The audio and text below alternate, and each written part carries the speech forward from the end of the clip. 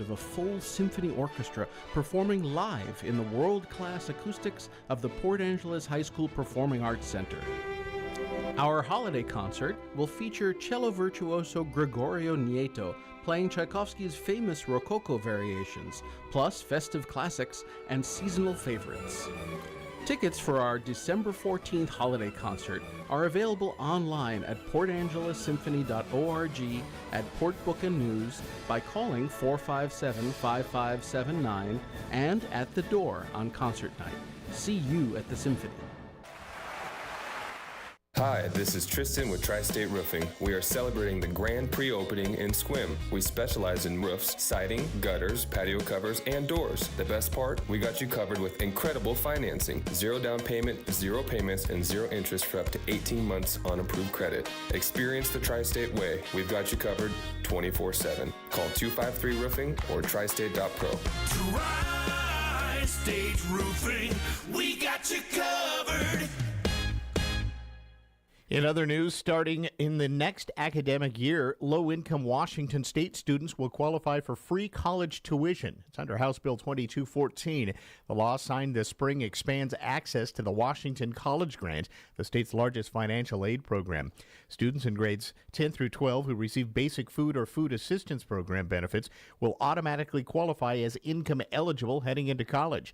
The Washington Student Achievement Council will verify the eligibility and remind students annually to submit FAFSA and WAFSA applications, which would potentially unlock additional state and federal aid. The Washington College Grant covers tuition and fees at public colleges for students from households earning up to 55% of the state's median family income.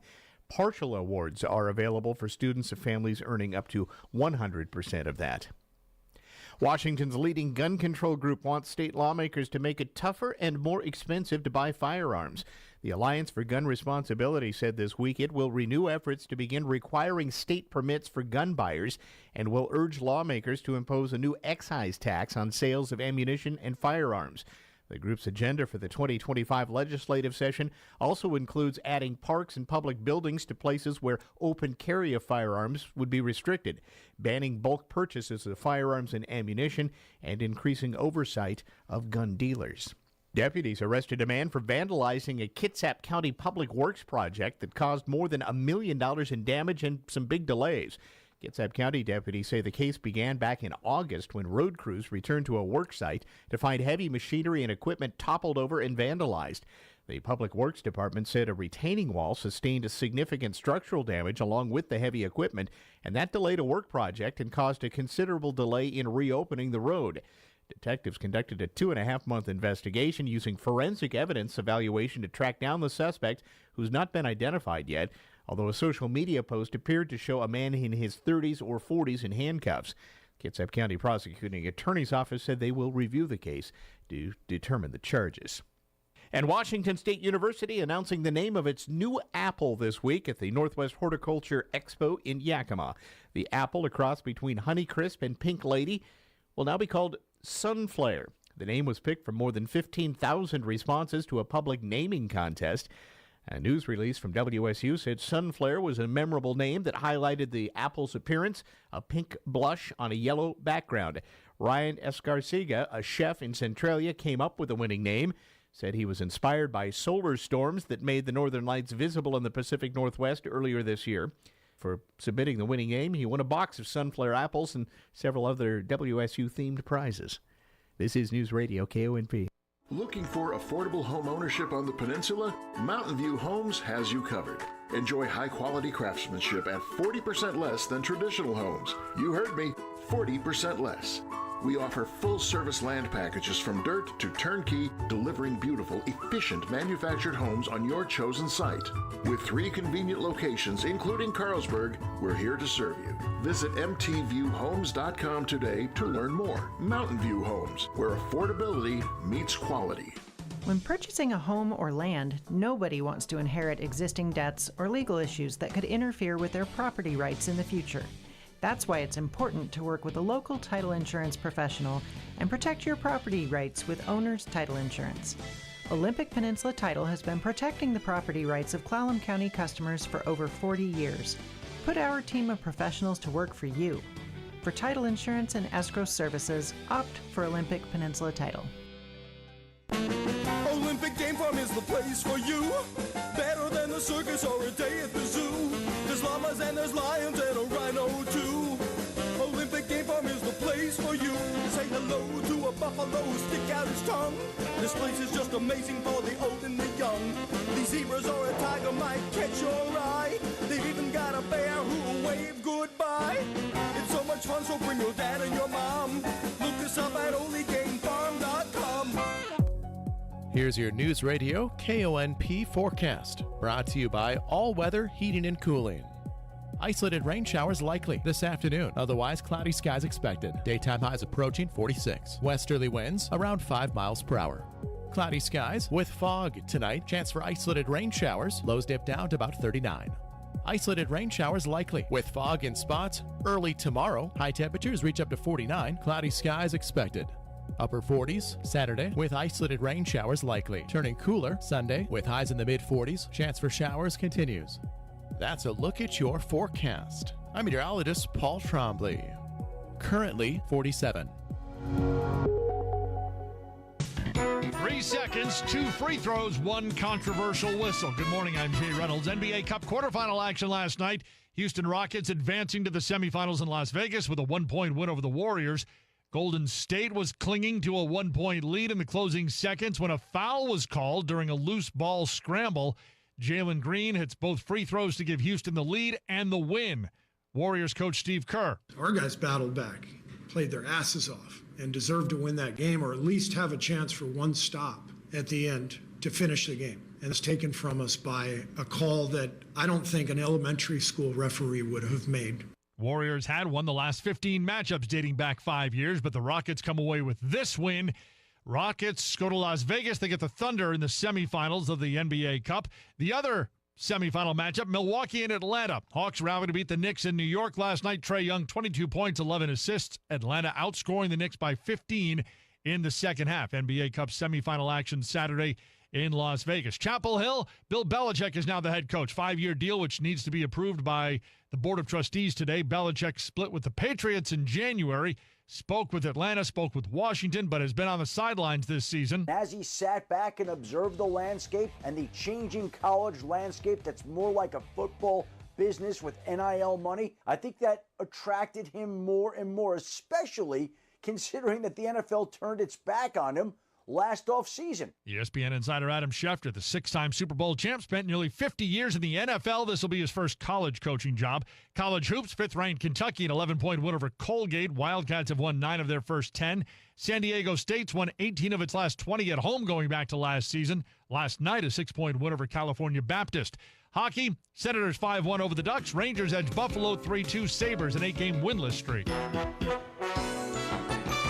In local sports, tomorrow night, another big night for local basketball for the high schools. The Port Angeles girls at 1-3 should get a chance to address their struggles when they travel to face 0-4 Olympic in Silverdale.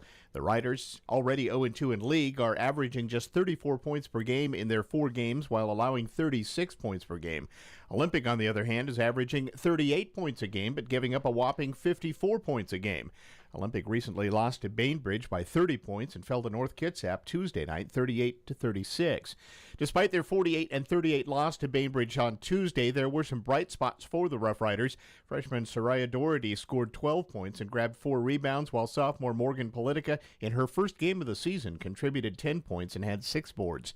The Rough Riders are heavy favorites against North Kitsap at home next Tuesday, and if they can secure 2 wins this week, they could head into the holiday break with some momentum.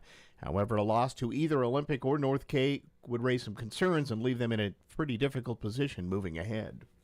This weekend also brings plenty of NWAC basketball action at Peninsula College, where the Pirate men will host the Pirate Classic. They'll face Big Bend on Friday night at 7, Lane on Saturday at 4 p.m., and Pierce on Sunday at 2 p.m. The Pirates, now 4-4, are riding a 3-game win streak. The 4th-ranked Pirate women, sitting at 5-2, will travel to Clark College for a weekend tournament. They begin with a 5:30 p.m. tip-off against Centralia on Friday. KONP had planned to broadcast all 3 games, but due to lack of cell phone and internet service at the Clark College gym, we can't make those broadcasts work. So, we will have high school basketball and a doubleheader beginning tomorrow night as Sequim hosts Bainbridge. The boys' game tips off at 5:15 p.m. and the Les Schwab Tires pregame show starts at 5. The girls' game will follow at 7 p.m. Greg Thomas, Joe Gladfelter, and Ole Archibald will provide the play-by-play coverage. Meanwhile, the Port Angeles boys at 1 and 2 will host undefeated Olympic tomorrow night at 7 p.m. Former Rough Rider and Peninsula Pirate standout Millie Long continuing to shine at the next level. She's been named the GNAC Player of the Week for the second time this season at the University of Alaska Anchorage. Today's bowling action includes Olympic at Port Angeles, Swim is at North Mason, both matches starting at 2:45 p.m. Got the Seattle Kraken back on the air tonight here on KONP, 6:30 airtime as they take on the Boston Bruins. And we interrupt you with breaking news live from the Pepsi Wild Cherry aisle. Carol, can you hear us? Steve, I've never seen anything like this. The bold, refreshing, and bursting with cherry deliciousness of Pepsi Wild Cherry is, well, let's just say everyone is getting wild. Getting wild? That's right, Steve. There's dancing, binge-watching, and is that a slip and slide? They're really putting the wild in Pepsi Wild Cherry. And this on-the-scene reporter can't wait to pop, lock, and drop it. Pepsi Wild Cherry. Go ahead. Get wild. 'Tis the season when the walk from your car is filled with crisp fall air, stunning shades of red, gold, and green, and skies emblazoned with pinks and purples. It's also the time of year when it can be gray and gross outside.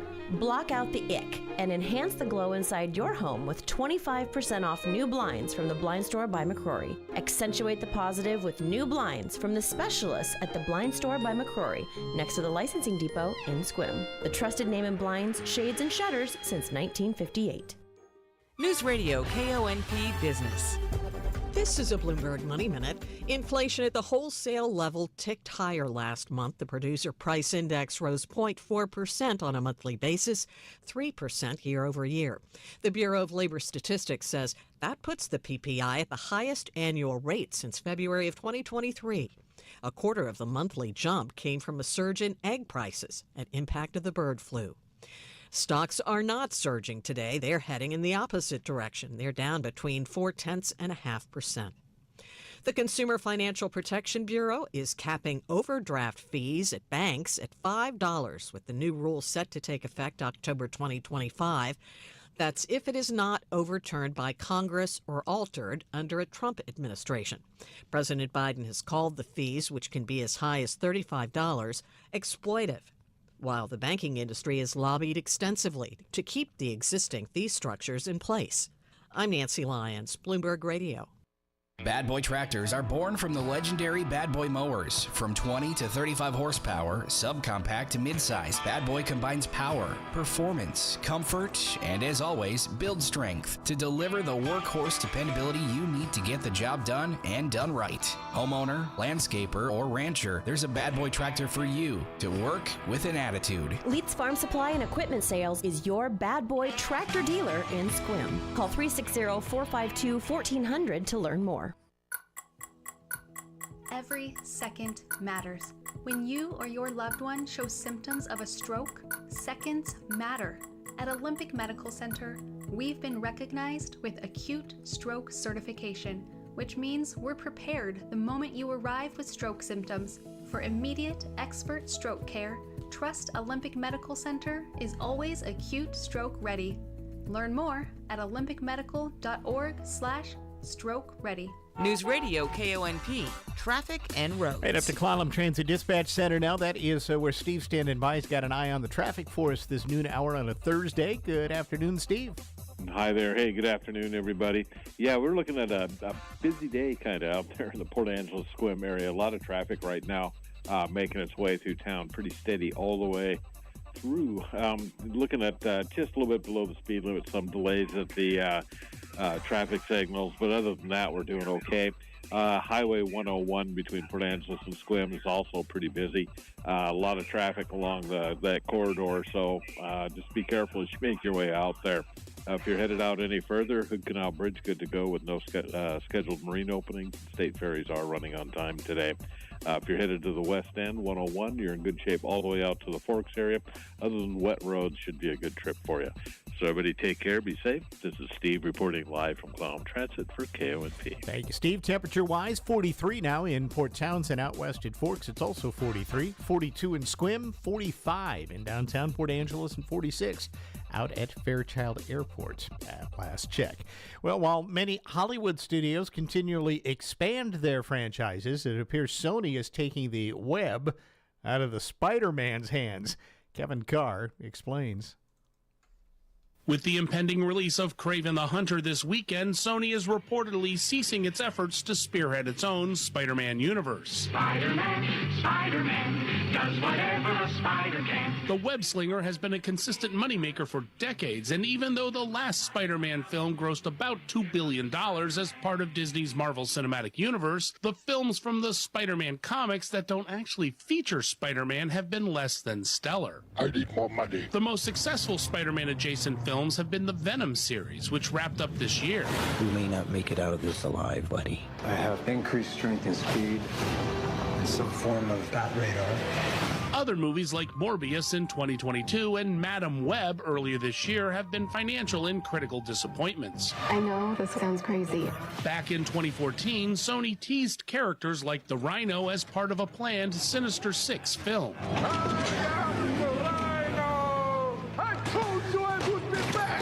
The Rhino, in fact, did not return.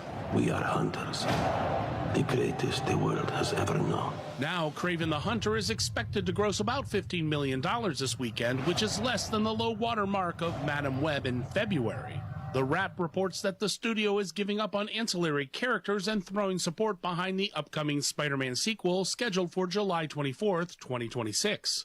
I'm Kevin Carr. Well, a man who amazed talk show audiences for decades has passed away. Entertainment correspondent Margie Zaralata reports on the passing of the amazing Kreskin. George Joseph Kresge Jr. was inspired by the comic book character Mandrake the Magician to create his persona Kreskin. Johnny Carson was the one who called him amazing. I'm a mentalist in the sense that I tune in on people's thoughts. I influence their behaviors with the power of suggestion. I do thought perception experiments. He made a TV career guessing playing cards chosen at random or using his fingers as magnets. One of his favorite tricks was to have someone hide his paycheck for his appearance somewhere in the audience, and he would find it. Kreskin said in a 1996 AP interview he offered $50,000 to anyone who could prove he was fake or used paid assistance. I'm a showman. I dramatize what I do, but I have actually a $50,000 offer that's been well publicized for the years to anyone who can prove I employed paid assistants, Confederates. Sammy Davis, bless his soul, crystallized it more than anybody some years ago. He said, you know, Kreskin, you don't have to defend yourself. He said, if what you do is a gimmick or so-called, how come no one's come along and duplicated it all these years? He also had long-term plans, even now. I do intend to retire, but I've let everybody know it's going to be 10 days after I pass away. I'm Margie Zaraletta. A Better Life with Dr. Sanjay Gupta. Here's some good news. According to one prominent researcher, empathy is actually on the rise right now, especially in younger people. This is something we can and should all work on. And here's how you can do it, according to psychologists Edward Brodkin and Ashley Palatra. First, start by practicing a skill they call relaxed awareness. It's the ability to be aware of yourself, your conversation partner, and the conversation, while maintaining a relaxed state, not overtaken with emotion. Then, listen not just to someone's words, but the feelings that come with them. Try to understand where someone's opinions and positions stem from, and how they arrived at that perspective. Finally, mutual responsiveness involves meeting other people where they are, engaging really in the back and forth flow of a conversation. I'm Dr. Sanjay Gupta, helping you live a better life. Getting quality employees to fill positions in your company is essential, but finding those people can be a major hassle, unless you use ZipRecruiter. ZipRecruiter makes finding quality people a breeze. And right now you can try it for free at ZipRecruiter.com/free. With ZipRecruiter, one click sends your job to hundreds of top job sites. But more than that, ZipRecruiter's advanced technology identifies the candidates with the skills you need, sends you a list of great matches to review, then actively invites them to apply for your job. And the results speak for themselves. 4 out of 5 employers who post on ZipRecruiter get a quality candidate within the first day. That's right, the first day. Now you can focus on your business and let ZipRecruiter do the work finding the best people for you. See for yourself. Experience the ease, efficiency, and power of ZipRecruiter for free. Just go to ZipRecruiter.com/free. That's ZipRecruiter.com/free. ZipRecruiter.com/free. Hello, I'm Jerry Stewart, and this is One Moment in America. Ever wonder who invented the first Christmas lights? I'll tell you that story after this important message. If you've been hearing my radio programs now for the last 20 years, you know that I've been telling the true stories of those who have followed God's ways to make America the greatest nation in the world. So what's the latest? Well, we're now doing this nation-saving work full-time, and we need your help by becoming one of our ambassadors, subscribing to All We Have for just $5.95 per month. To get what? Number one, full access to our amazing website that is full of over 100 true stories to teach us with these stories how America is to act and operate. We also have lessons for all ages to teach us what we must do now. And our children, they will be our nation's leaders very soon. I will have live presentations online for you to hear, maybe even to participate. And when must this all get started? Now. Call our offices today at 817-995-6965 or go to our website at www.jerrystewartusa.com and email our office. God bless you. Did you know that originally people trimmed their Christmas trees by placing burning candles on the limbs of the tree? They were beautiful, but dangerous. So next to the tree, just in case, they kept buckets of water. And finally, in 1895, Ralph Morris, a telephone company employee, got an idea. He noticed the string of lights that lit up the telephone switchboard, and he thought, why not? He took that string of lights and placed them on his tree, and Christmas lights were invented. But speaking of Christmas lights, let us not forget that first Christmas light, that star that God placed in the sky that first Christmas, which led the wise men and the shepherds to receive the first Christmas gift, the Christ child. I'm Jerry Stewart, and that was One Moment in America. Breaking news this hour from townhall.com. I'm John Scott. The storm that swept up the East Coast has caused some misery for New England ski resort operators. But drier, cooler weather is in the forecast for the next few days. Powerful winds causing power outages in Maine. National Weather Service meteorologist Mark Shedard says parts of Michigan are dealing with lake-effect snow. Portions of the UP of Michigan have already seen upwards of a foot of snow, and we're looking at additional amounts. Yeah, some of those areas will see another 6 to 12 inches, locally higher. And also that's the case kind of there in the northern lower peninsula of Michigan. New York Governor Kathy Hochul declaring a state of emergency in several counties in anticipation of heavy snowfall expected off of Lake Erie and Lake Ontario. Also at townhall.com, President-elect Trump rang the opening bell at the New York Stock Exchange. He's being recognized for being Times Person of the Year for 2024. Before the bell ringing, Mr. Trump said fixing the economy will be challenging in the midst of what's happening around the world. The economy, I believe, is going to be very strong. We do have to solve some problems. We have wars going on that we didn't have. We have a lot of things happening that we didn't have that would have never happened. They would have never happened, but now they have happened. Applications for unemployment benefits jumped to their highest level in 2 months last week, but remain low relative to historical standards. Jobless claim applications climbed by 17,000 to 242,000 for the week of December 7th, according to the Labor Department. Wholesale costs in the U.S. picked up sharply last month, signaling that price pressure is still evident in the economy. The Producer Price Index, which tracks inflation before it reaches consumers, rose 0.4% last month from October, up from 0.3% the month before. The Dow dropping 223 points, the NASDAQ 87 points in the red. More at townhall.com. Our nation's problems have been building for the past 50 years, and they're not going away overnight, which is why we must prepare now for a financial collapse that will affect the entire economy. The good news is there's an easy way to do that. Hi, I'm Dr. Ron Paul, and I believe everyone should consider a gold IRA from Birch Gold Group to diversify their IRA or 401k. Gold is a proven bedrock in almost every kind of economy. To learn more, get a free info kit from my trusted friends at Birch Gold by texting the word PREPARE to 989898. Don't wait until decades of government irresponsibility comes crashing down on your retirement. Get your free info kit on gold IRAs from the Birch Gold Group now. Text PREPARE to the number 989898. That's PREPARE to 989898.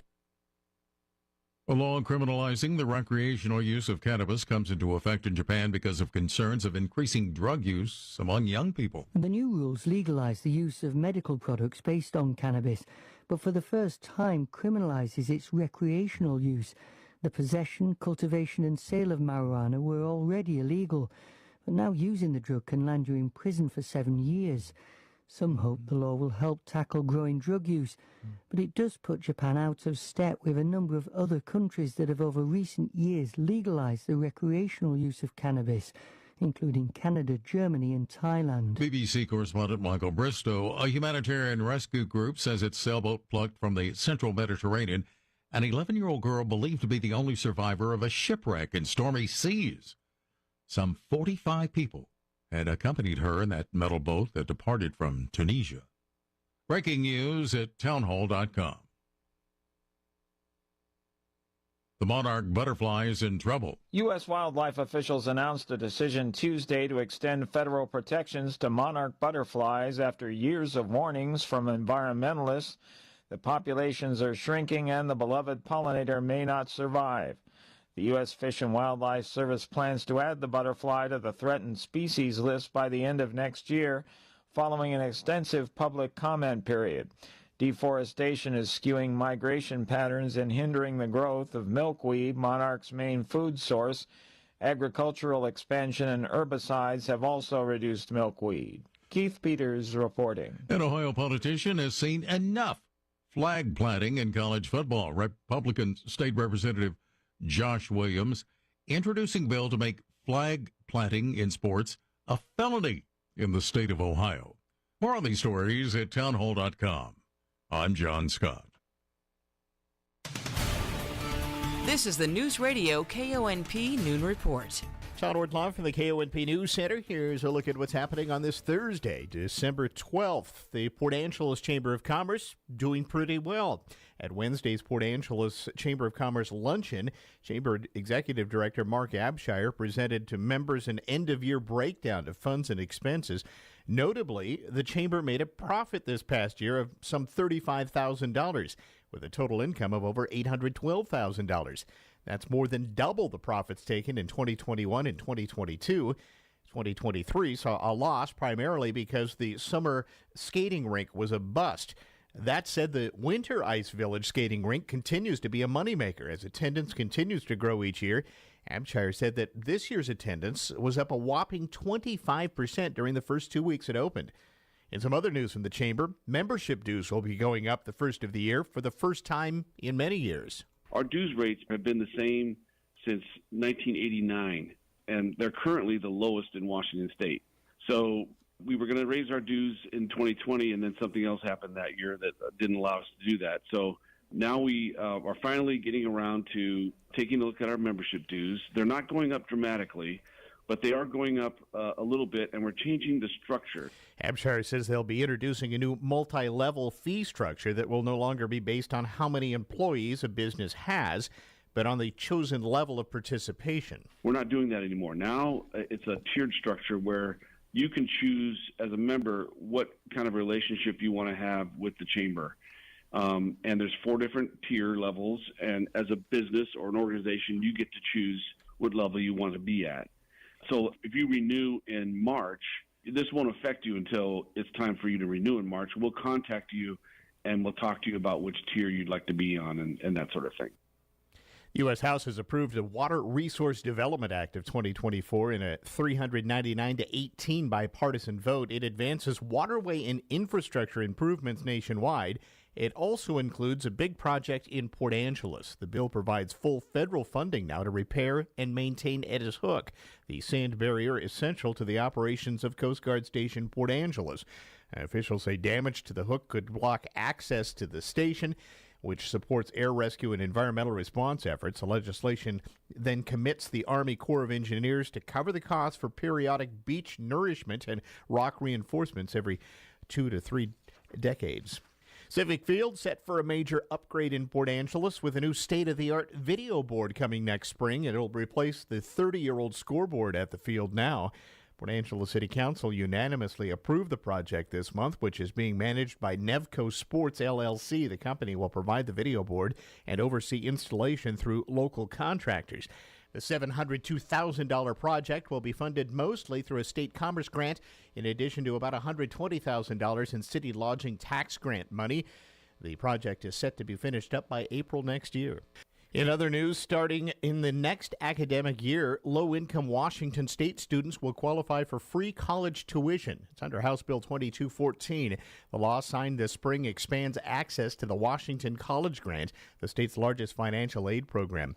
Students in grades 10 through 12 who receive basic food or food assistance program benefits will automatically qualify as income eligible heading into college. The Washington Student Achievement Council will verify the eligibility and remind students annually to submit FAFSA and WAFSA applications, which would potentially unlock additional state and federal aid. The Washington College Grant covers tuition and fees at public colleges for students from households earning up to 55% of the state's median family income. Partial awards are available for students of families earning up to 100% of that. Washington's leading gun control group wants state lawmakers to make it tougher and more expensive to buy firearms. The Alliance for Gun Responsibility said this week it will renew efforts to begin requiring state permits for gun buyers and will urge lawmakers to impose a new excise tax on sales of ammunition and firearms. The group's agenda for the 2025 legislative session also includes adding parks and public buildings to places where open carry of firearms would be restricted, banning bulk purchases of firearms and ammunition, and increasing oversight of gun dealers. Deputies arrested a man for vandalizing a Kitsap County Public Works project that caused more than $1 million in damage and some big delays. Kitsap County deputies say the case began back in August when road crews returned to a work site to find heavy machinery and equipment toppled over and vandalized. The Public Works Department said a retaining wall sustained a significant structural damage along with the heavy equipment, and that delayed a work project and caused a considerable delay in reopening the road. Detectives conducted a 2.5-month investigation using forensic evidence evaluation to track down the suspect, who's not been identified yet, although a social media post appeared to show a man in his 30s or 40s in handcuffs. Kitsap County Prosecuting Attorney's Office said they will review the case to determine the charges. And Washington State University announcing the name of its new apple this week at the Northwest Horticulture Expo in Yakima. The apple, a cross between Honeycrisp and Pink Lady, will now be called Sunflare. The name was picked from more than 15,000 responses to a public naming contest. A news release from WSU said Sunflare was a memorable name that highlighted the apple's appearance, a pink blush on a yellow background. Ryan Escarcega, a chef in Centralia, came up with the winning name, said he was inspired by solar storms that made the northern lights visible in the Pacific Northwest earlier this year. For submitting the winning name, he won a box of Sunflare apples and several other WSU-themed prizes. This is Newsradio KONP. Losing a loved one is overwhelming. Your mind and your heart shut down. That's where Drennan & Ford Funeral Home and Crematory comes in. They took the burden off my family's shoulders and guided us through everything we needed to do. No pushy sales tactics or unanswered questions. They just held our hands and took care of everything we asked. That's why I will always recommend Drennan & Ford for end-of-life decisions. They handle the hurt like no one else can. Call 360-457-1210. Have you been searching and searching for anyone to install, repair, or replace your windows? What about looking for someone to install a new exterior door? And what about a skylight, or a new glass shower enclosure, or even a glass railing system? It can be hard, if not near impossible, to just get a call back. We at Hartnagel Building Supply sympathize with just how difficult it can be to get fast and dependable glass services. It's why we created our newest division, Hartnagel Glassworks. With over 80 years of combined experience, our team is ready and excited to help you on your next project. Whether it's big or small, residential or commercial, installation or repair, we can pretty much handle anything related to glass. Contact us today at 360 417-8388 or at hbsglassworks.com. Angelos Millwork and Hartnagel Building Supply. Building homes, building community since 1906. And the Kraken go up 2-0. Brandon Tanev. It's the return of Seattle Kraken hockey.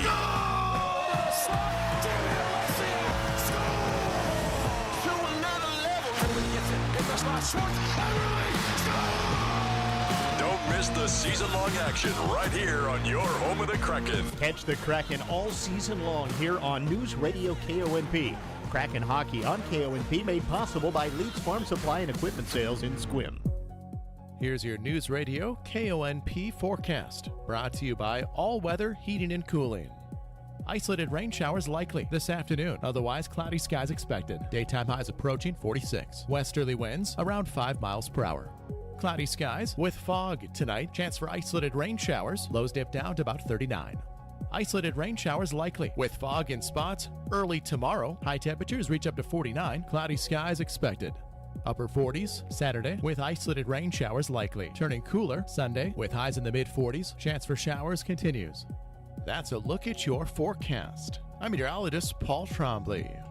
Currently 47. We have Kraken hockey back on the air tonight, 6:30. Boston is in town. They'll drop the puck about 7 o'clock tonight on the game you'll hear here on KONP. Now with the rest of the sports, here's Robert Workman. A big trade at baseball's winter meetings in Dallas. Garrett Crochet is changing his socks. The left-hander who became a popular trade target last summer with the White Sox is on his way to the Red Sox. Boston sending 4 prospects to Chicago, including its first pick in each of the previous 2 amateur drafts, catcher Kyle Teal and outfielder Braden Montgomery. The final day of the meetings also featured the Rule 5 draft, 15 players chosen at the major league level, 11 of them pitchers. The Atlanta Hawks continued their surprise run in the NBA Cup, knocking off the Knicks 108-100 to advance to Saturday's semifinals against the Bucks. Atlanta has already taken down the defending NBA champion Celtics and this year's league leaders, the Cavaliers, in group play. Out west, the Rockets nipped the Warriors 91-90, closing out the game on a 7-0 run to snap a 15-game losing streak against Golden State that dated back nearly 5 years. Houston will meet Oklahoma City in the other semifinal in Las Vegas on Saturday. College basketball, number 5 Kentucky got by Colgate 78-67. The Wildcats are now 9-1. NHL, the Rangers edged the Sabres 3-2. Adam Fox with a goal and 2 assists. Mika Zibanejad got his 300th career goal. And the Senators splashed the Ducks 5-1. Drake Batherson with a hat trick and a helper. NFL Week 15 kicks off tonight with an NFC West clash between the Rams and the 49ers. And Bill Belichick is heading back to school. After 29 years as an NFL head coach, including 6 Super Bowl titles with the Patriots, the 72-year-old has taken a 5-year contract at the University of North Carolina. Belichick's father coached college football for more than 40 years, but this is Bill's first time coaching outside the NFL. That's Thursday Sports. The following is a paid advertisement. This is Church Watch, brought to you by PeninsulaRevival.org. It was the night before Christmas, and all throughout heaven, the angels around in what seemed like white linen, with the Father, the Son, and the Holy Spirit together. A decision had been made on this night in December, for the time had come, oh, it seemed so past due, for a blessing to be sent forth on me and on you. A package from heaven with no paper or bow, wrapped in grace. For those of us below, delivered to the angels, it came with speed like light through darkness, spreading its beams first here, then there, and soon everywhere around. People were different. It was throughout our towns, laughing where there was sorrow, joy where there was pain. Relationships that were divided were put together again. Even sickness and suffering that all seemed so real, with the hopes and dreams that it did steal, was gone like a dream when sleep is through. For the day had come, and they were all made like new. And then with amazement I looked and did see no more church walls anywhere for anyone to see, for they all disappeared, and there in their place was a people made one by the power of God's grace. Then the schools and the councils and the governments of men, quickened with life and relieved of sin, were now free to make decisions that were just for all men. Oh, that's what Christmas is meant to be. How God sent His Son for you and me, changing lives and towns, making everything like new. That's what that's what he came to do. So as we gather for Christmas this year with family and friends, and with those we hold dear, remember the one gift that changes all. God's only Son, the greatest gift of all. For Church Watch, this is Gordon Haddad. Merry Christmas. The preceding was a paid advertisement. It's that time of year for the Port Angeles Symphony Orchestra's most popular concert. This is Jonathan Pasternak, the Symphony's artistic director, inviting you to join me and the 70 musicians of your Port Angeles Symphony for our holiday concert, Saturday, December 14th at 7:30 p.m. Come and enjoy the thrilling sound of a full symphony orchestra performing live in the world-class acoustics of the Port Angeles High School Performing Arts Center. Our holiday concert will feature cello virtuoso Gregorio Nieto playing Tchaikovsky's famous Rococo variations, plus festive classics and seasonal favorites. Tickets for our December 14th holiday concert are available online at portangelessymphony.org, at Port Book and News, by calling 457-5579, and at the door on concert night. See you at the Symphony. We all know Santa shops at Swain's General Store, so naturally he knows where the best deals are. And now you will too, announcing the Christmas sale going on through the 17th. Check out all Big Chief, Little Chief, or Mini Chief smokers with 20% off. The illuminated dry box with removable light and detachable lid is just $13.87 right now. The Northwest boot scrubber is $14.87. That's a $5 savings. And grabber hand warmers are only 89 cents, regular $1.47 each. All this and more at the Swain's Christmas sale. Projects piling up? See Brim Tractor in Carlsberg. Get as low as 0% financing for 84 months on Bobcat compact tractors. How about a Bobcat zero-turn mower? Finance it for as low as 0% for 48 months. Or get rebates up to $900 in lieu of financing on select models. Visit Brim Tractor, Highway 101 in Carlsberg, or online at brimmachinery.com. Some exclusions apply. See dealer for details. Newsradio KONP Business.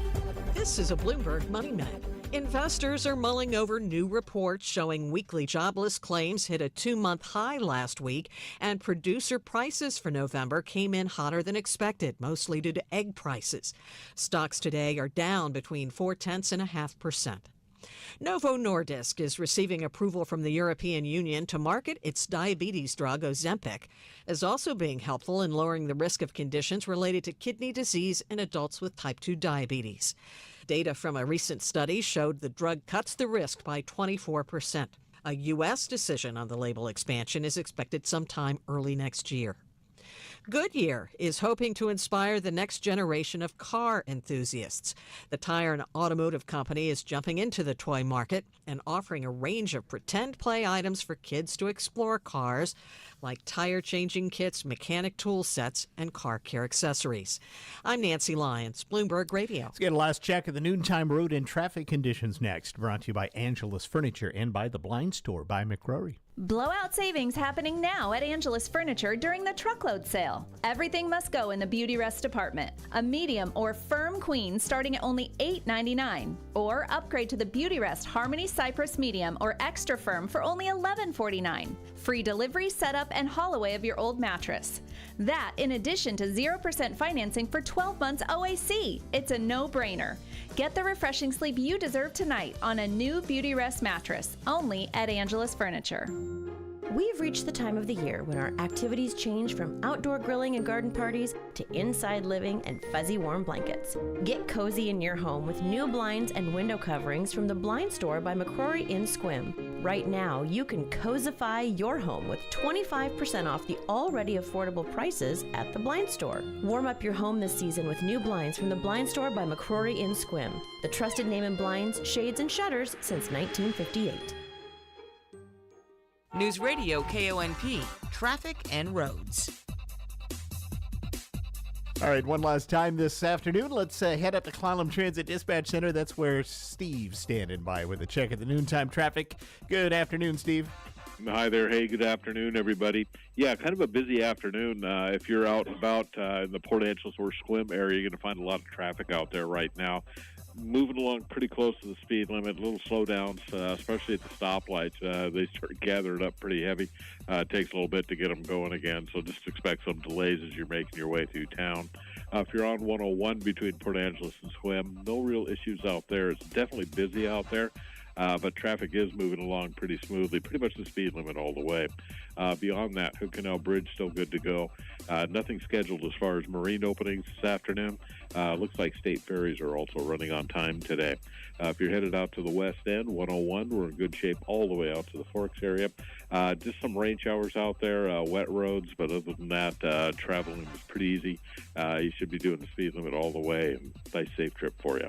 So everybody take care. Enjoy your afternoon. This is Steve reporting live from Clallam Transit for KONP. Thank you, Steve. Next hour on the Todd Whitloff Show, first half of the program, we're going to talk about the Clallam County budget. It's in its very final stages for setting it up for next year. We'll chat with some folks from the Commissioner's office about that. Then in the second half of the show, we're going to talk about Wreaths Across America. It's back this weekend, this Saturday in Clallam County. We'll talk about the effort and also about a special program, and we'll talk with the special speaker at that program on Saturday morning. So that's all in the second part of the TO show next hour here on KONP. All right, well, Christmas is here. Here are 10 U.S. towns with Christmassy names. Maybe you've heard of them. There's Rudolph, Wisconsin, Noel, Missouri, Bethlehem, Pennsylvania, Christmas Cove, Maine, Christmas, Florida, Mistletoe, Kentucky, Hawley, Michigan, Eggnog, Utah, Snowflake, Arizona, and, there is Santa Claus, Indiana, as well. And a study found that women sleep better next to dogs than their human partners. Of the nearly 1,000 women interviewed, 55% of them shared the bed with at least one dog, and 31% of them shared the bed with at least one cat. 57% of them said they slept better with the dog or the cat than another human. This time each year, we get the list of the world's most often used and easiest to hack passwords. Let's see if one is yours. I'm Kim Commando for SimpliSafe. Visit simplysafekim.com to save 50% on a new system. There's no safe like SimpliSafe. If you use any of these passwords, your account can be hacked in about 15 seconds. So here's this year's dishonor roll. At number 5, the first 6 letters on your computer keyboard, QWERTY, together with the numbers 1, 2, and 3. At number 4, the word password. In third place are the numbers 1 through 8. In second place, the numbers 1 through 10. And once again, the worst password is the numbers 1, 2, 3, 4, 5, 6. So, some pro tips. Beef up any passwords by simply adding an exclamation point or a question mark, and make the password at least 12 characters. That password suddenly becomes very difficult to hack. Enter to win a $500 Amazon gift card right now at winfromkim.com. Amid holiday prep and gifts arriving on doorsteps, keeping your home and family safe has never been more crucial. Why? Because FBI data shows that the holidays see a sharp rise in burglaries and theft. And right now, you can save 50% on a new SimpliSafe system. Unlike traditional security systems that only kick in after someone is already inside your home, with SimpliSafe Active Guard outdoor protection, monitoring agents can prevent crime before it starts. Seeing and speaking to suspicious individuals in real time and requesting 911 dispatch before they even reach your door. With no long-term contracts and professional monitoring plans starting around $1 a day, it's no wonder SimpliSafe was named Best Home Security Systems by U.S. News & World Report for 5 years running. Head to simplysafekim.com to save 50% on your new system with a select professional monitoring plan. That's simplysafekim.com. There's no safe like SimpliSafe. Did you know that you may be able to trick your brain into living a healthier lifestyle? I'll tell you more after this. The holidays are upon us, and you know what that means. It's a crazy, stressful time of year. That's why I want to tell you about Magnesium Breakthrough from Bioptimizers, with 7 proven forms of magnesium to target every system in your body. Don't let stress and burnout ruin your holidays. Get Magnesium Breakthrough from Bioptimizers and give your body the magnesium it craves. It's the perfect gift for yourself or a loved one this holiday season. For an exclusive offer, go to bioptimizers.com/radio and use promo code radio during checkout to save 10% and transform your health. That's bioptimizers.com/radio. Offer not valid in all states or where prohibited by law. Loans are subject to lender approval. See website for details. Bills piling up? Rent due? Just need some extra cash to get by? Then you need to go to getcash.com, where you can get approved for a loan of up to $10,000 in minutes. No need to search through endless loan sites. Getcash.com is one of the largest lender networks. They can help anyone get up to $10,000 regardless of their credit score. Best part? The money can be in your bank account as soon as the next day. When you need fast cash help, go to getcash.com. That's getcash.com. Is it really mind over matter? We all know that our bodies are strongly connected to our minds, with both parts impacting each other continuously. Research shows that when people are told they were less active than they really were, they begin to adopt less healthy practices. It shows the power of your mindset and of the placebo effect, where your belief in how you live your life can also influence how you actually live it. As a doctor, most of what I practice is scientifically based, so keeping track of our step count using technology, that's appealing to me. But I also believe in the power of the mind. We have control over the way we talk to ourselves, so be and think positive. With Your Body, I'm ABC's Dr. Jen Ashton. The electric stove, the refrigerator, the vacuum, all advances in technology that had a profound impact on society. But the creation of one specific device brought the world together. And you're listening to it. With the invention of the radio, advertisers soon realized the power of marketing to a mass audience, and one advertiser took advantage of radio's true strength. On Christmas Eve, 1926, the first radio jingle was broadcast, and soon, the struggling Washburn Crosby Company and their little cereal became the most popular brand in America. Since then, advertisers have used jingles and radio to stay at the top of your mind. And you have the chance to do the same. Make that lasting connection with your future customers. Call 457-1450 to find out how affordable radio really is and how easy it is to be a part of it. Radio Pacific, a multi-station radio network. News, sports, and information for the North Olympic Peninsula. We're News Radio KONP, Port Angeles, Squim, a Radio Pacific station. From ABC News, I'm Michelle Franzen. The U.S. has made initial contact with the American found in Syria, according to sources familiar with the situation. The U.S. believes video circulating is that of Travis Timmerman, who went missing earlier this year. The U.S. says it's also trying to locate Austin Tice, the journalist kidnapped 12 years ago. ABC's Shannon Kingston has more. U.S. officials were able to finally get in contact with him. He went missing from Hungary earlier this year, but the White House confirmed for us they really had no idea that he would wind up in Syria until they identified him in videos that were circulating. But now that they have found him, the mission is just the same as it is with any American recovered abroad. That's to get them help and bring them back home. Today, Israel's Prime Minister Benjamin Netanyahu speaking publicly, directing his message to the Iranian people living under the Iranian regime. You know what this regime is truly terrified of? It's terrified of you, the people of Iran. And one day, I know that, one day this will change. One day Iran will be free. The White House says Homeland Security and the FBI's investigation into the drone sightings in New Jersey show there is no foreign countries involved. National Security Advisor John Kirby at a briefing today says many of the sightings are legal manned aircraft and pose no threat to the public. Mine Hill, New Jersey Mayor Sam Morris, who is among the dozens of local and state leaders demanding more information, responded to Kirby's remarks. I have a report that over here in Randolph, New Jersey, off Canfield Avenue, that over the valley, which is the town of Roxbury, I have a credible reference over there, a resident over there who told me there's anywhere from 30 to 40 a night, and every night they're in the same place doing the same things. So I have to say, Mr. Kirby, that's a lot of nonsense. Some of the drones spotted were near military installations and not far from President-elect Trump's Bedminster golf course. You're listening to ABC News. Stirring fiber, exercising, frequent trips to the store for more laxatives and fiber. Sounds like your constipation with belly pain is a lot to manage. But if your symptoms that keep coming back are signs of irritable bowel syndrome with constipation or IBS-C, ask your doctor how Linzess can help you get ahead of it.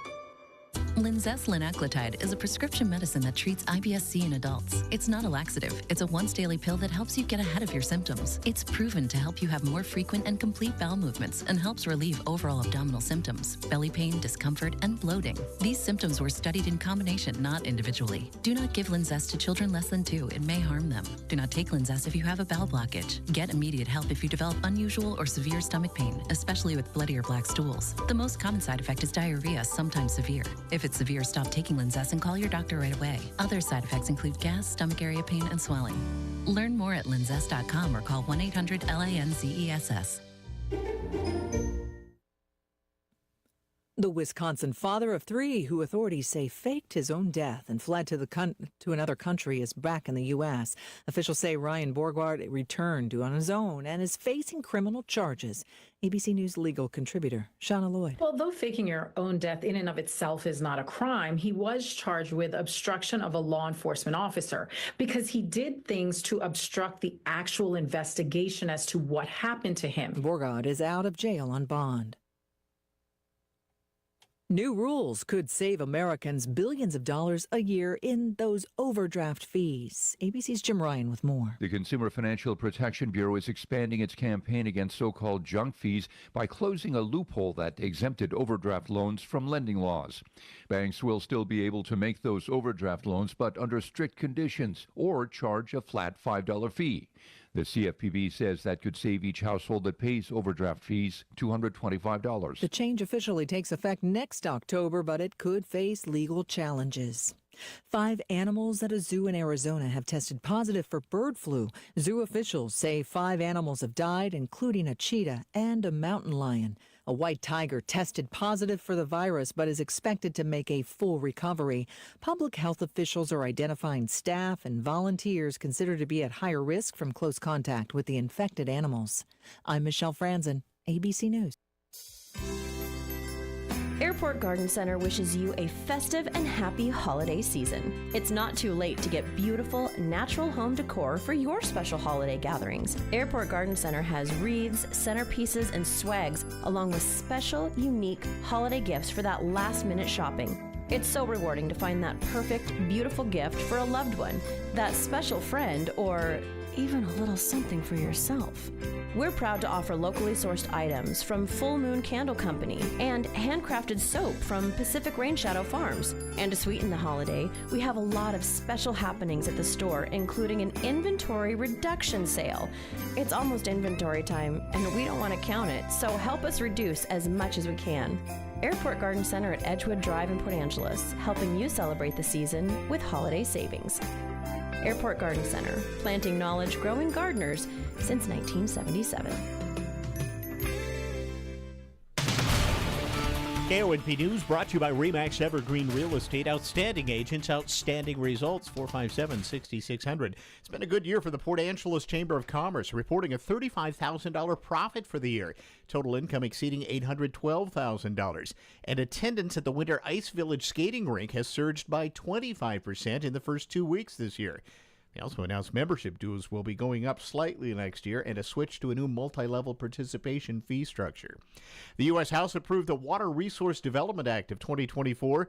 In it, full federal funding to repair Edis Hook, tasking the U.S. Army Corps of Engineers to make sure the hook stays vital for the Coast Guard station in Port Angeles every 20 to 30 years. The bill now heads to the Senate.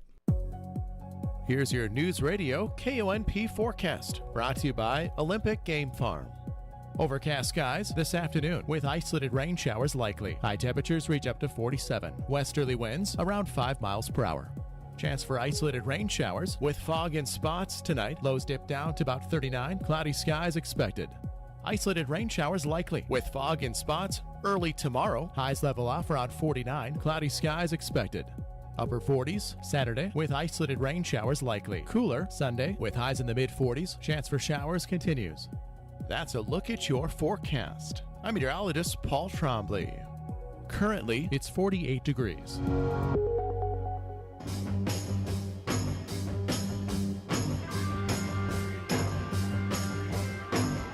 It's the Todd Ortloff Show on Newsradio KONP. Now, here's Todd. All right, welcome to the program. Lots to talk about today. The first half of the show, we're going to talk about Clallam County and its budget. It's down to the final go-round here. And a few weeks ago, we talked about kind of where things were at with folks from the county commissioner's office, and now we're at the final stages of that. So we welcome back to the studio Todd Milkey. He is the county administrator. We also have two county commissioners here as well, Randy Johnson and Mike French. Thanks, all three of you, for coming in for a bit to talk numbers. Thank you. Again today. I guess maybe, Todd, I'll go to you first because that's in your purview here. You're down to the last bit. Last time we talked, we were just getting to where the last vote and all of that was. So now we're getting down to the final here. So and I'm happy to report we actually came to conclusion just within the last week or so. So under state law, counties are required to adopt their budget no later than the second Tuesday of the year in December. And so we convened on Tuesday, December 3rd. We had a morning session. We reconvened at 5 o'clock. And we were really able to close that gap. We were able to make some policy decisions that are always implemented by the budget. And we were able to adopt a balanced budget for this year. And we did that through a number of gyrations. One is we understand, to the best of our ability, it's about living within our means, but also measuring that against this notion of inflationary pressure. And just because we're government, we're not immune to the pressures of inflation. We buy services, whether it's the services of employees and their salary and their benefits. We purchase benefits, we purchase goods and services and professional services. So we're the subject to the same inflationary pressures as everybody else. And we are required to provide a certain level of services to the residents of the region. So in the context of all of that, I think we were able to put it together. We did decide to go forward with local jurisdictions are allowed to take a 1% inflationary adjustment with regard to the property taxes. And so rather than apply that to all, I think there's 5 or 6 different elements, we pick and choose which ones we're going to apply the 1% to. We did not apply it to everything. And then beyond that, we balance the rest of this budget through reductions and then in a couple of cases, grants that came in that were able to offset our costs. And then I think the final one was we had a fee schedule that had not been updated since 2018 with regard to building fees. And so those fees are supposed to support the work and make sure that we can process those applications for building permits in a timely manner and be able to do that. And so felt it was time to probably adjust those. Okay, let's talk about cuts. Personnel cuts. Are people being laid off at all in this budget? Yes, and so essentially, if you were going to compare 2025 to 2024, you'll see a reduction of a little bit more than 12 FTEs, full-time equivalents. And so, every once in a while, because of a grant or whatever, it's 12.75 positions. And so we did do that, and those are notable. For example, the prosecutor's office has one less criminal prosecuting attorney in their budget. Now, they also had vacancies a year ago that we've been able to fill. So I compare this to what did it look like a year ago when I came on board. Right. There's more attorneys working in the prosecutor's office today. But the budget shows less. But the budget shows a reduction of one funded position. Okay. There was a couple positions that were initially proposed as far as elimination in the county assessor's office. We ended up the Board of County Commissioners ended up restoring one of those because it's a critical position that really adds to the book's new construction, which is critical in funding the services of a county. And so we restored that one.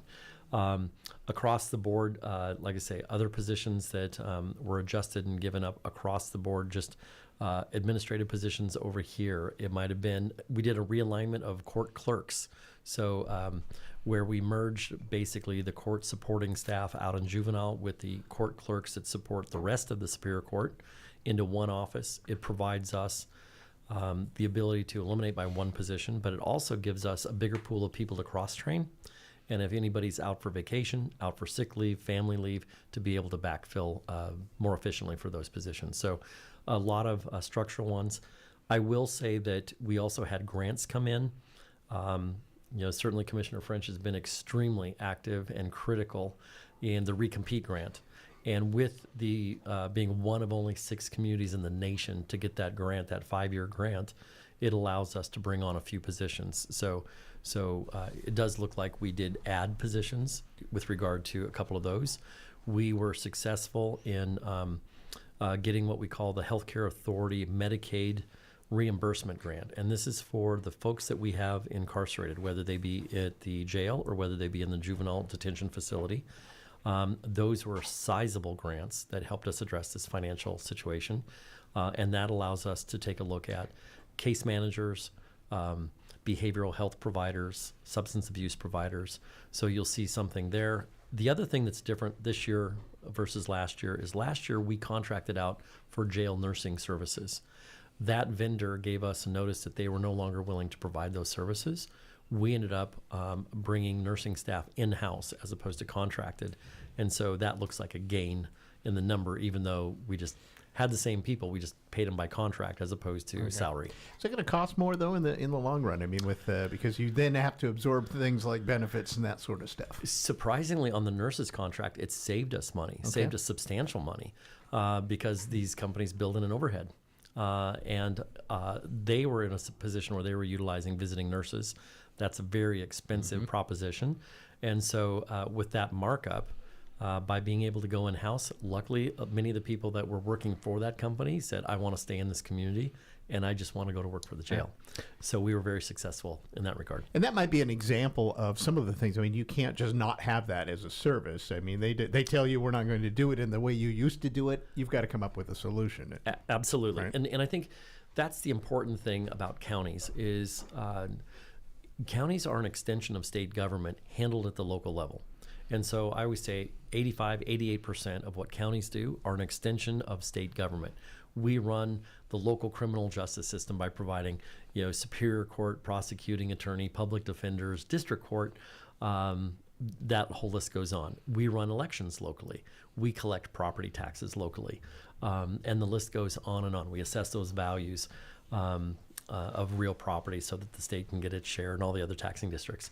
So that's really what we do. Of the 18, we have 18 departments. Some are led by separately elected officials. Some are run by appointed directors.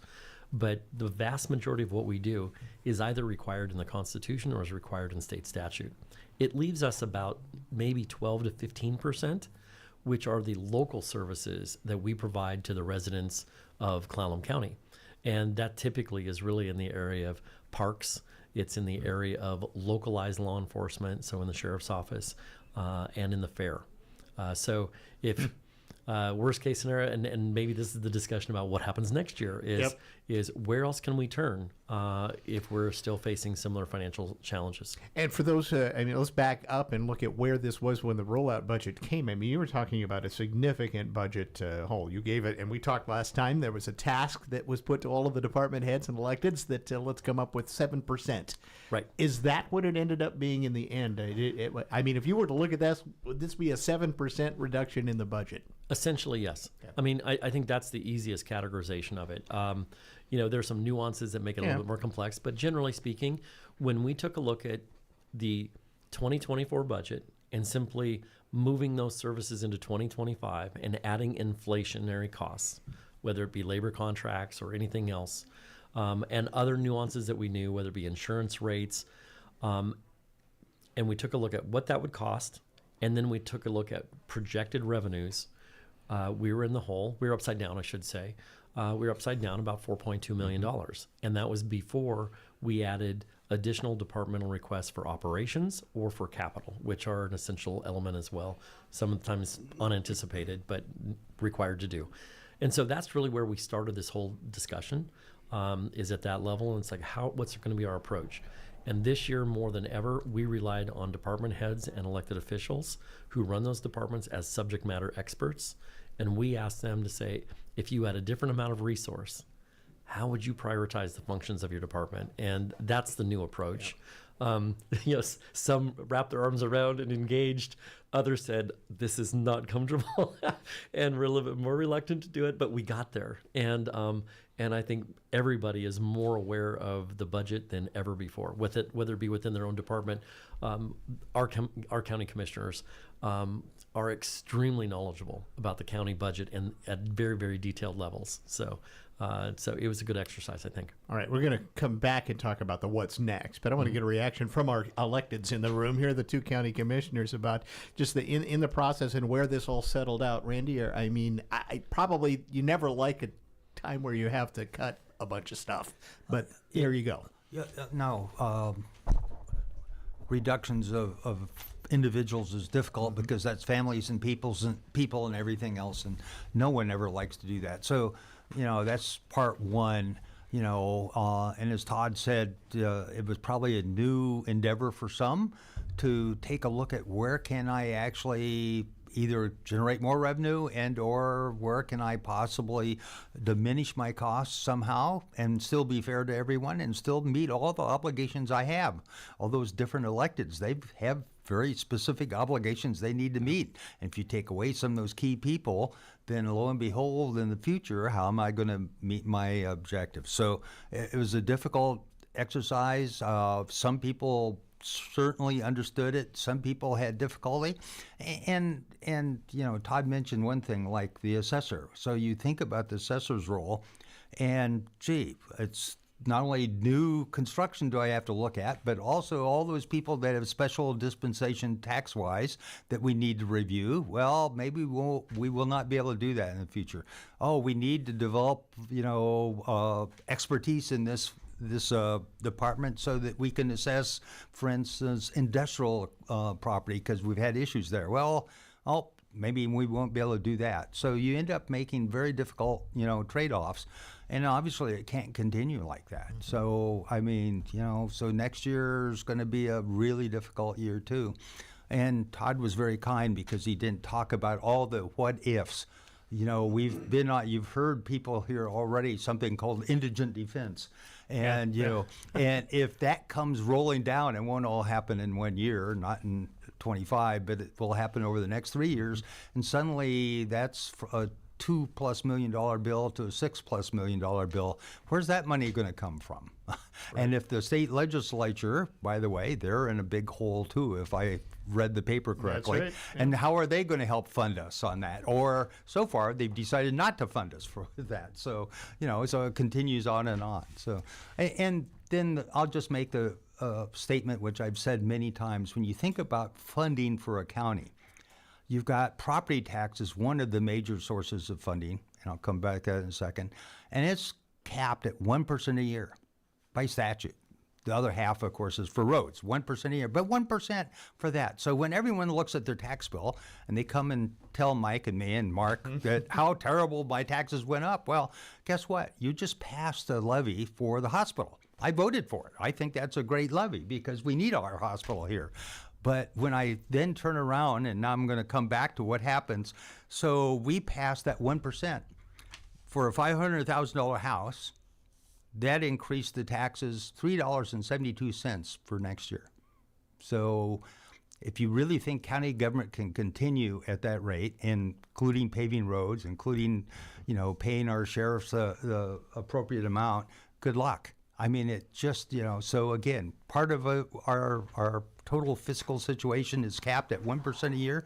The other's with sales tax, the other major part of it, and that will go up and down with inflation. But I mean, so county governments by nature are constrained no matter what you do. So, and we've talked about this in the past, Randy, about one of your goals since you were elected was to get to the fundamental structural problems, if you will, in what the county budget may or may not have looked like. Are you getting closer to that, or at least under getting our arms around that? We're getting our arms around it, and the real benefit, and it's always great to have Todd here too. But the real benefit for having a CFO in our auspices, I think, is we can actually get, first of all, we have monthly financials.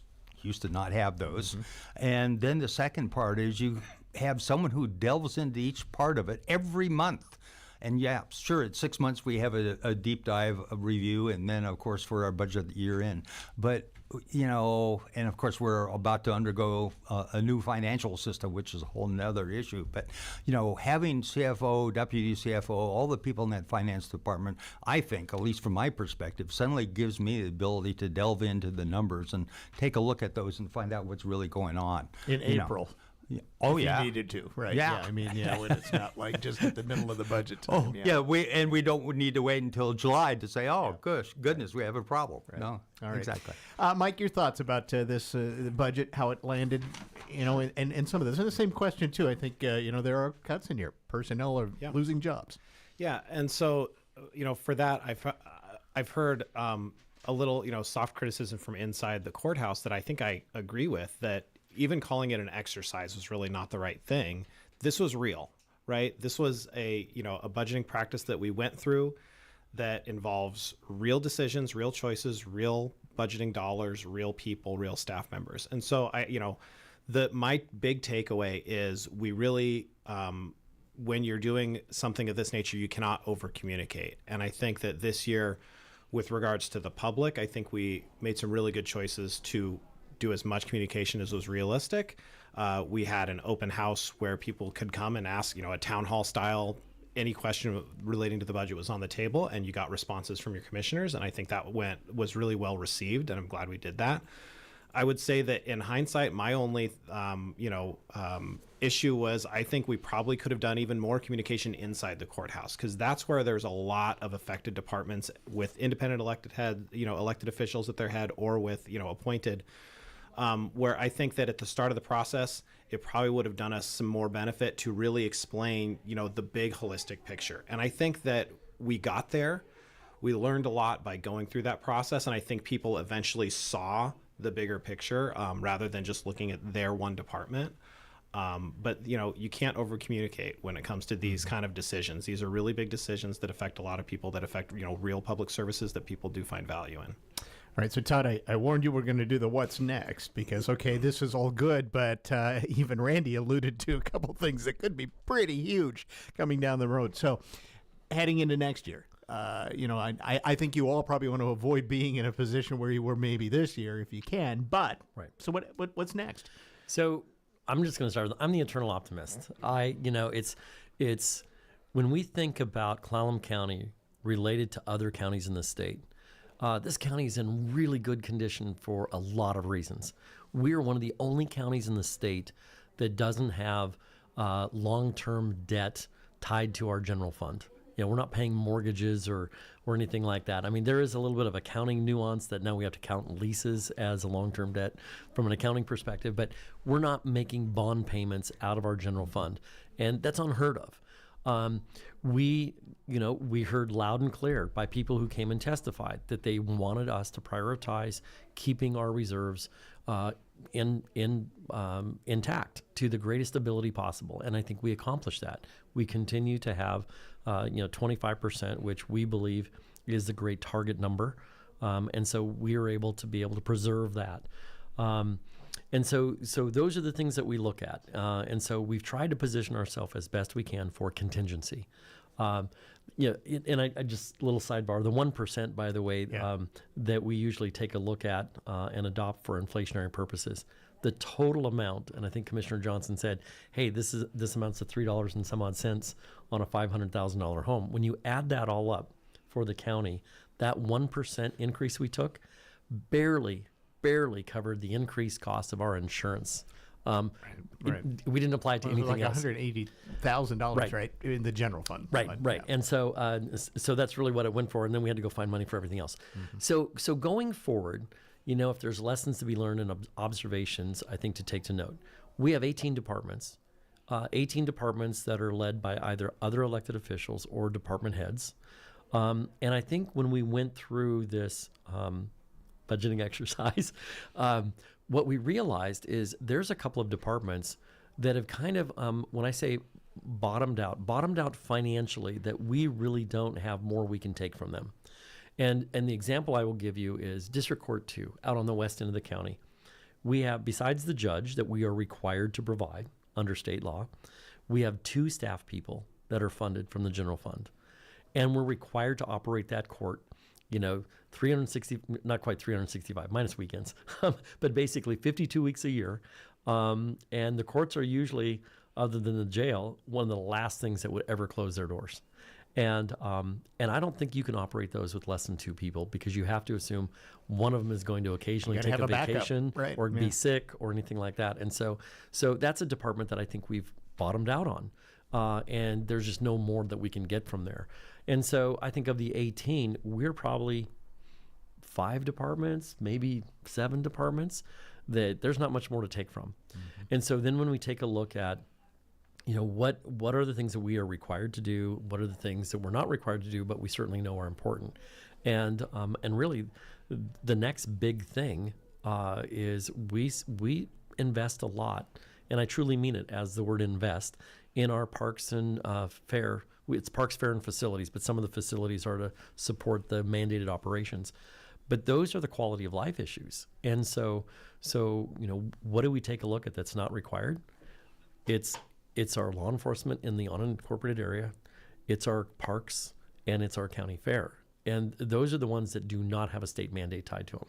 Those are extremely difficult decisions to make.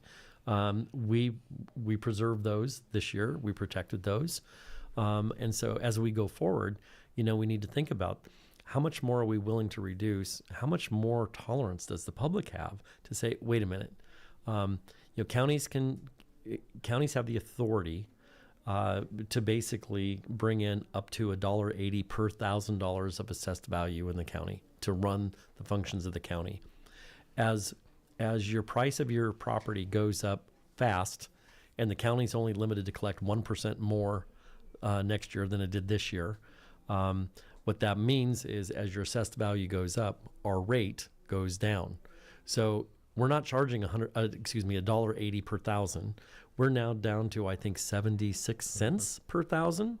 And so that's part of the notion is most other taxing districts in this region have gone back to the voters and said, would you adjust our levy to go above the 1%, but still stay within what we can charge. So whether it's fire districts, school districts, whether it's the hospital or anything like that, the county really has not done that. Okay, can you do that? Can you go to ask for something? I know the state says if you want to take more in a year, you have to ask the voters. I think we can. We're authorized under the law to do that, but it's a much more complex question. Yeah. And I think the county commissioners have their ear to the ground. They're listening to their constituents, and there are pros and cons to doing that. And there are folks that are struggling and saying, I don't have the capacity to go more. Well, I'll just tell you, you heard a lot on the 1%. That's going to be a tough sell, right? Whether you need it or not. I mean, seriously. No, I think all of us as commissioners heard 5 to 10 people almost all the time talking about that 1%. Yeah. And being honest, I mean, sometimes I understand no one likes new taxes, but back to the $3.70, most people didn't, because they look at the bottom line tax bill. And it's always amazing. Here, my taxes went up by first of all, my assessed value went up. Okay, that's right. Mm-hmm. But my taxes went up. And back to what I said, well, let's take a look at the county line and see what actually happened there, because it is the 1%. It's not, all those other levies that people pass. So, but making sure people understand that, not always an easy thing. So, yep. I want to comment on something that Todd said, because I think he provides a really good analysis of that. We have mandated functions and we have non-mandated functions. The one thing that I want to add is we also have internal service departments, things like IT, facilities is an example of that.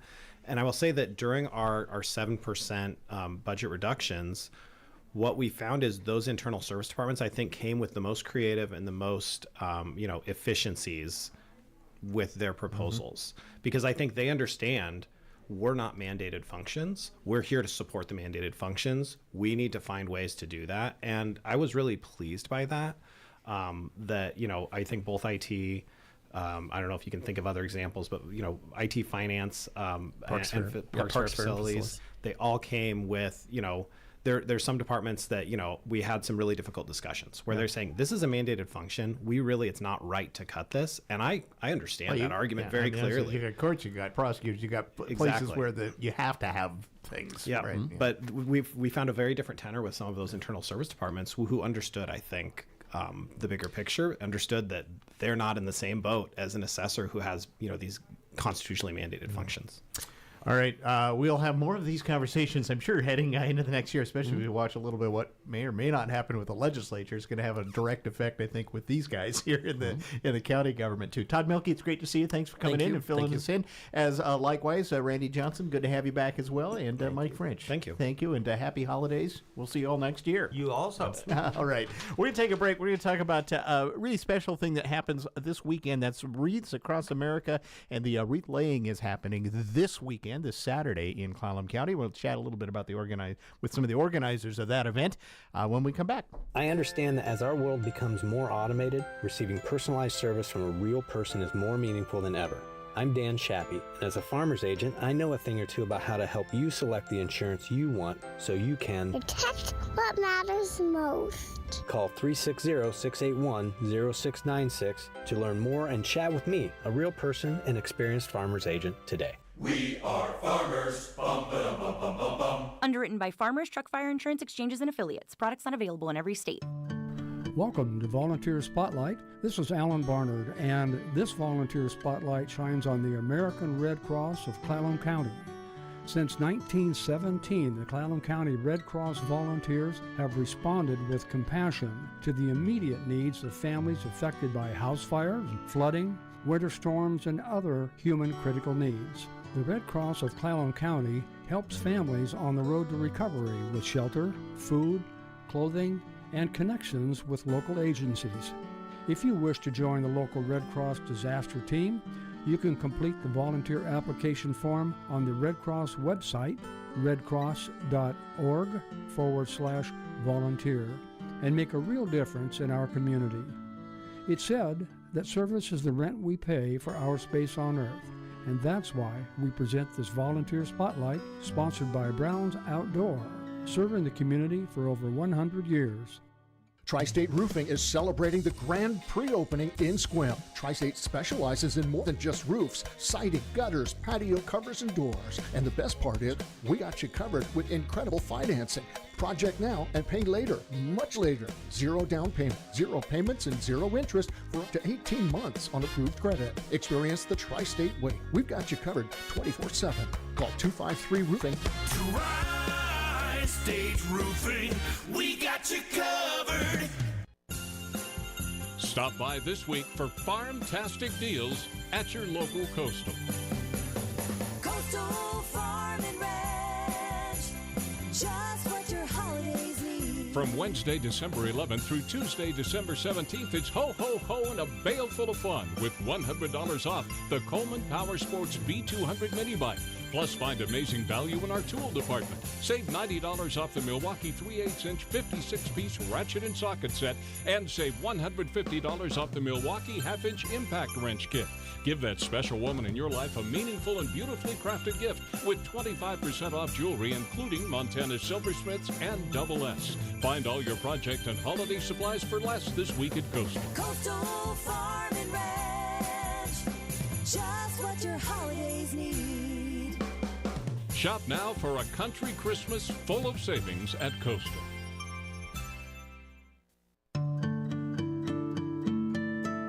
Welcome to Volunteer Spotlight, sponsored by Jim Hagwood of Port Angeles Realty. This is Alan Barnard, and this Volunteer Spotlight shines on the Weekday Wonders work crew who are being recognized by Clallam County Parks, Fair, and Facilities Department. The Weekday Wonders work crew is a crack team of young at heart volunteers who vigorously tackle their 2.5-hour service project each Tuesday morning for Park. The group is comprised of many individuals who serve various organizations multiple days a week, like the Olympic Discovery Trail Thursday crew and the Backwoods Horsemen, and they have just a little extra in the tank for county parks. If you're interested in volunteering with this active crew, call 360-477-1701. It's said that service is the rent we pay for our space on Earth. Well, that's why we present this Volunteer Spotlight, sponsored by Jim Hagwood of PA Realty. Mark your calendars. Student financial aid workshops are about to start. Get ready to learn more about student financial aid, make an FSA ID, or maybe even start the FAFSA. Whether you're a teen about to start the college journey or an adult looking to start a new career, our student financial aid liaison can help you find funding for your path. Workshops will take place in Port Angeles, Sequim, Forks, and Clallam Bay. Check out tinyurl.com/United Way Financial Aid for more information.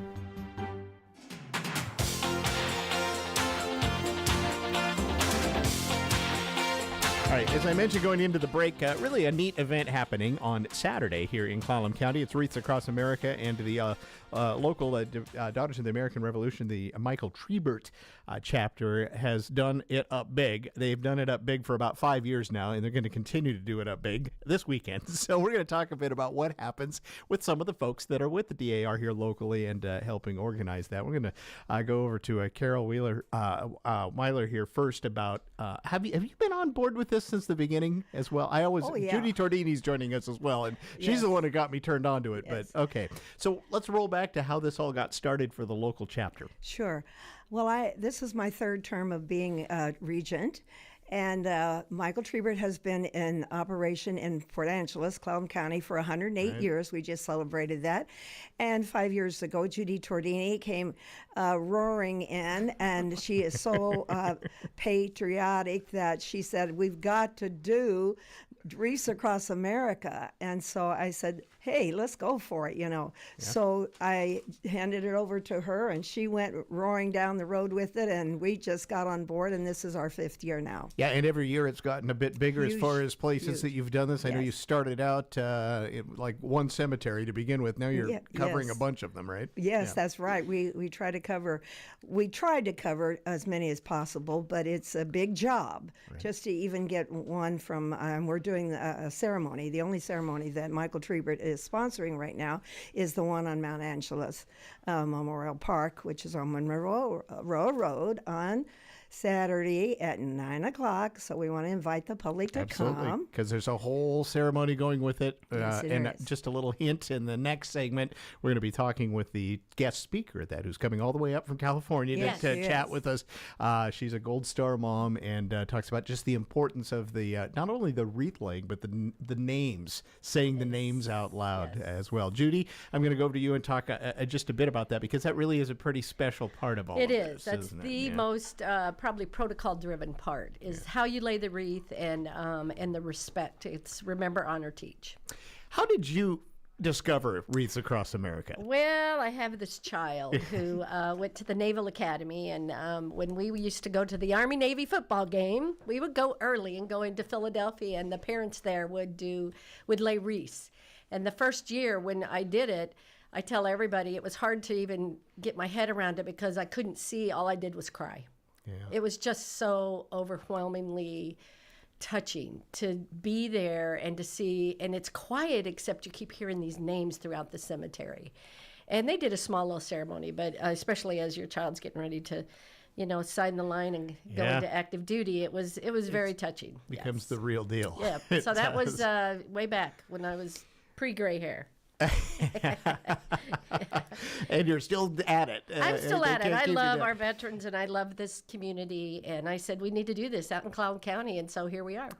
The beauty of this is that it's actually National Wreath Day on Saturday. Similar events and wreath laying happening all across America on that day. Exactly. And it's now 4,909 locations, and they're laying over 3 million veterans wreaths, including Normandy now.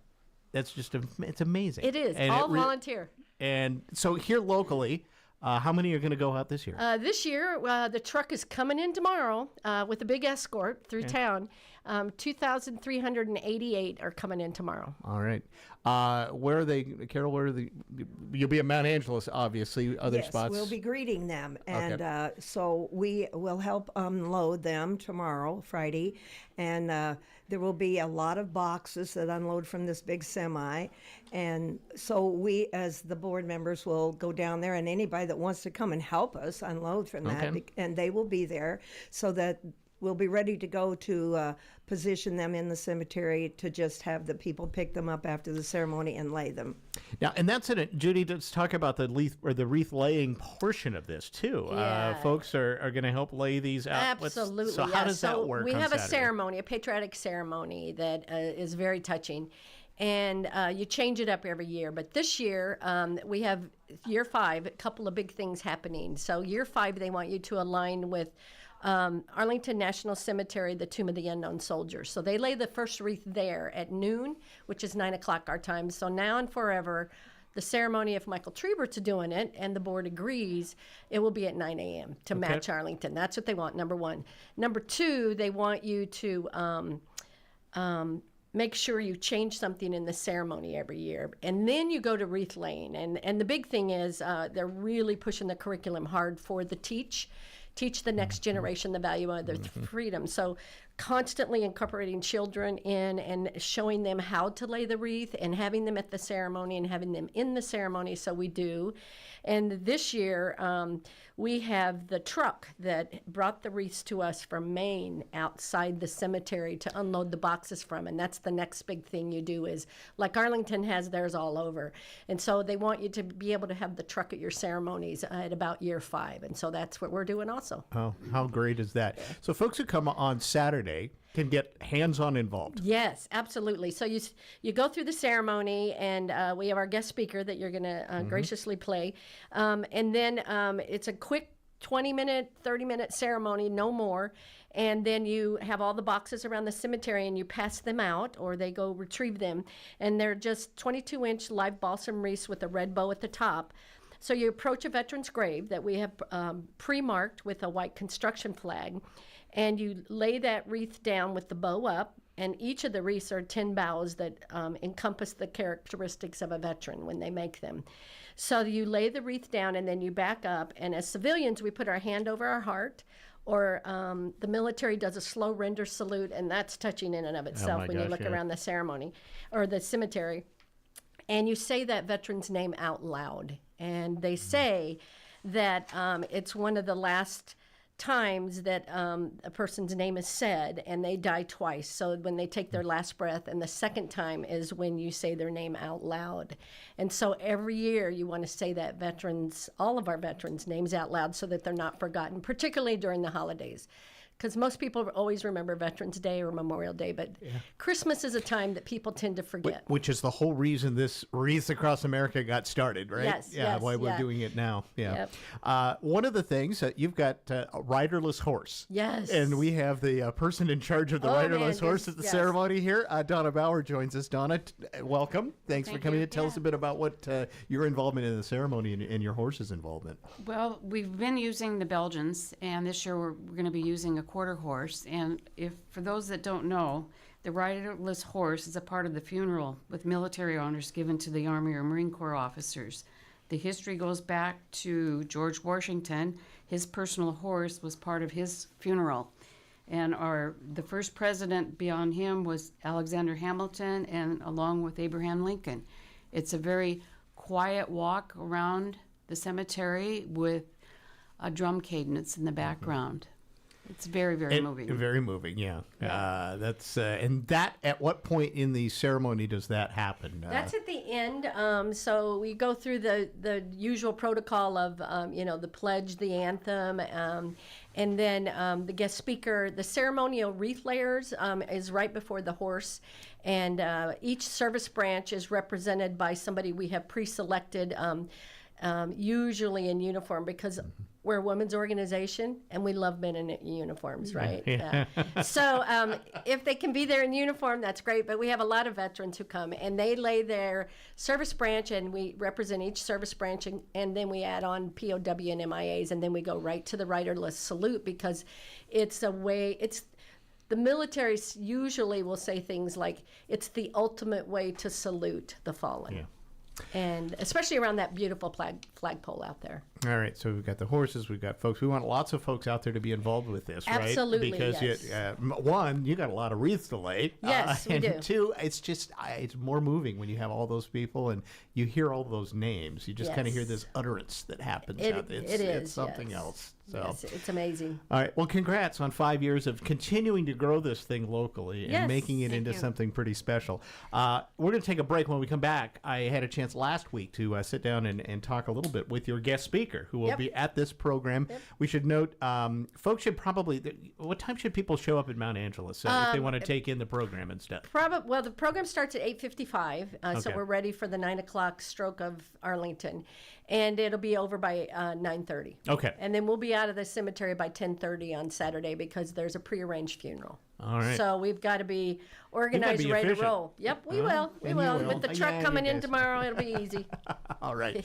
Well, thanks, Kai, for coming in, talking about that. Good luck this weekend with all of this. It's going to be fabulous. Yeah. It always Thanks is. for having us. Yeah, thank so you. we'll take a break. We'll come back and we'll talk with the person that you will hear from in person at the Yes. ceremony on Saturday at Mount Angeles. Again, be there before 8:55 on Saturday to partake in this. And stick around. I understand that as our world becomes more automated, receiving personalized service from a real person is more meaningful than ever. I'm Dan Shappy, and as a farmer's agent, I know a thing or two about how to help you select the insurance you want so you can Protect what matters most. call 360-681-0696 to learn more and chat with me, a real person and experienced farmer's agent, today. We are farmers. Bum, ba-dum, bum, bum, bum, bum. Underwritten by Farmers Truck Fire Insurance Exchanges and Affiliates. Products not available in every state. It's that time of year for the Port Angeles Symphony Orchestra's most popular concert. This is Jonathan Pasternak, the Symphony's artistic director, inviting you to join me and the 70 musicians of your Port Angeles Symphony for our holiday concert, Saturday, December 14th at 7:30 p.m.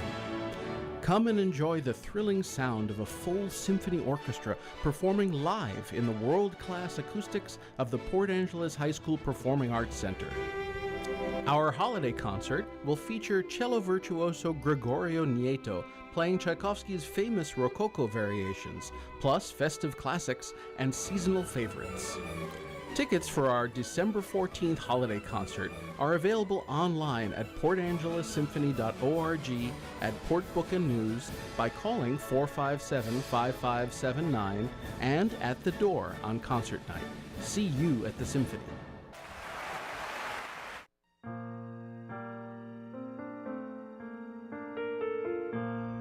Hello, this is Amanda Huff with Swim Valley and Harper Ridgeview Funeral Chapels. I'd like to take a moment to tell you about a new, exciting, and environmentally friendly development in the funeral industry. It's called Natural Organic Reduction, or simply terramation. Perhaps you've heard of it. Terramation is a process in which the body, after death, is returned to the earth in a carbon-neutral, eco-friendly manner. The process takes place in a controlled environment, and all that remains is a natural, odorless, compost-like material. If you'd like more information about terramation and advanced planning, call us today at Harper Ridgeview in Port Angeles or Squim Valley Chapel in Squim, and one of our knowledgeable and caring funeral professionals will assist you in answering your questions. Harper Ridgeview and Squim Valley Funeral Chapels, because your loved ones deserve the best.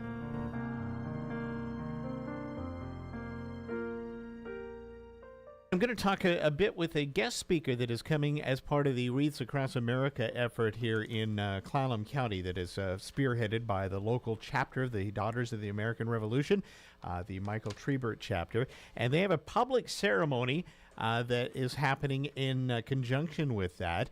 And the speaker of that, and I'll give you some details about that in just a moment. But the speaker this year is Teresa Bullock, who is the National Service Officer with the American Gold Star Mothers, and she is a Gold Star mom as well.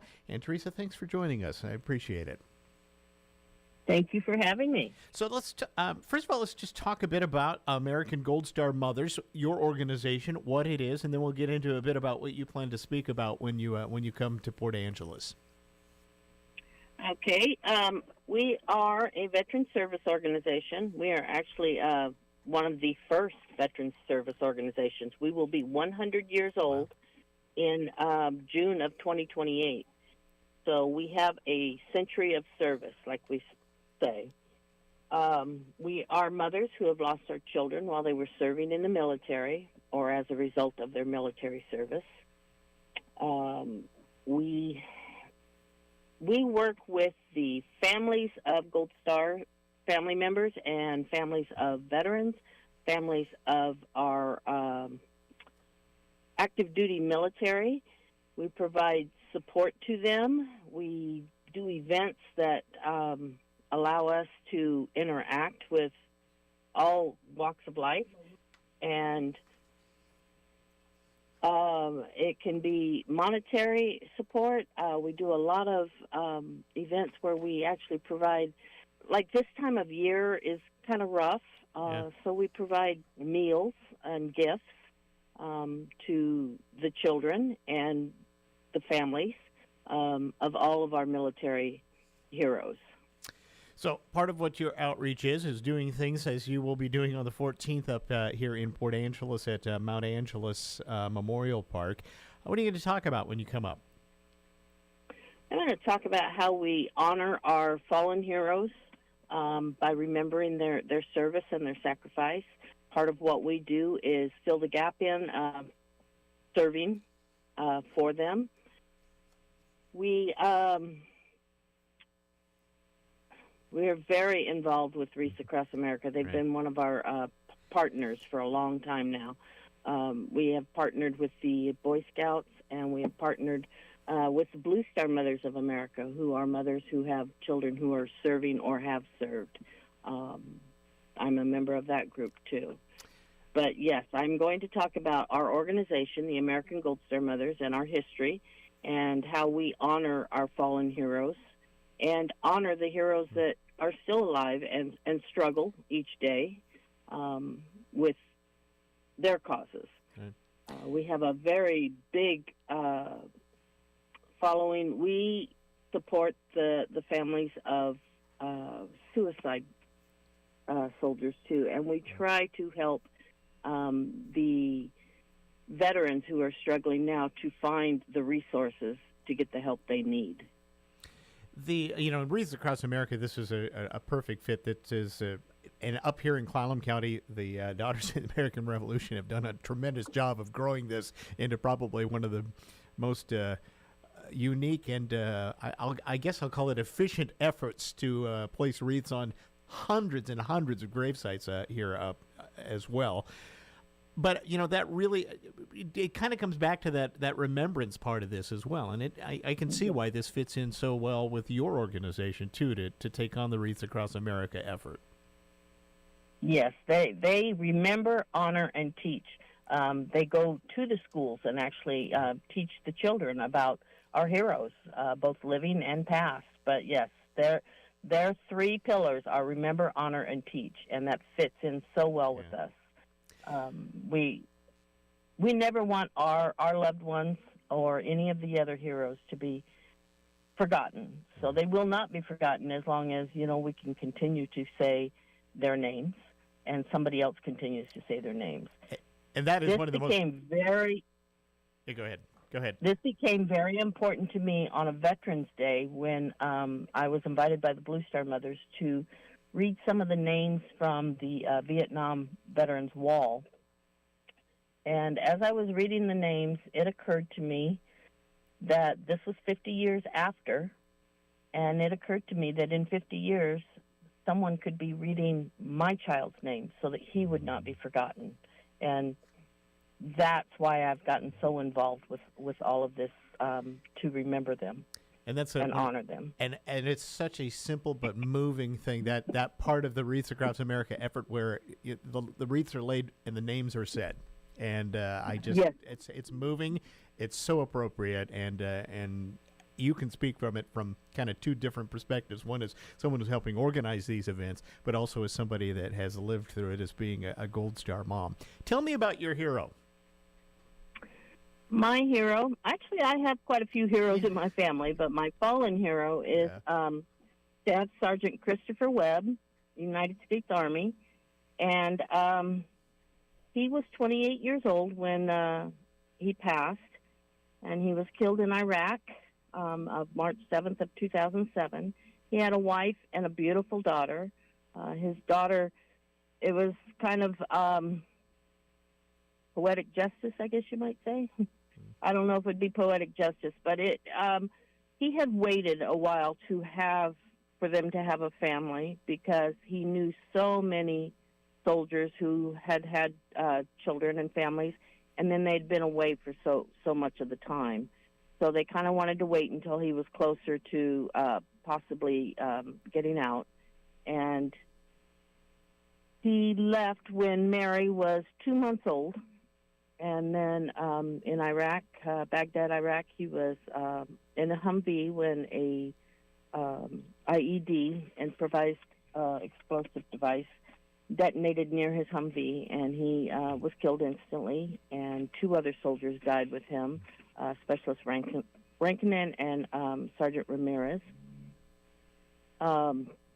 He was always fun to be around. He loved to joke and play, and his favorite thing was to make me and my mother laugh until we just couldn't stand it anymore because our sides were hurting so bad. So I have a lot of good memories about him, and it's been 17 years, but I can still remember the day that I was notified, and I remember the day that he left.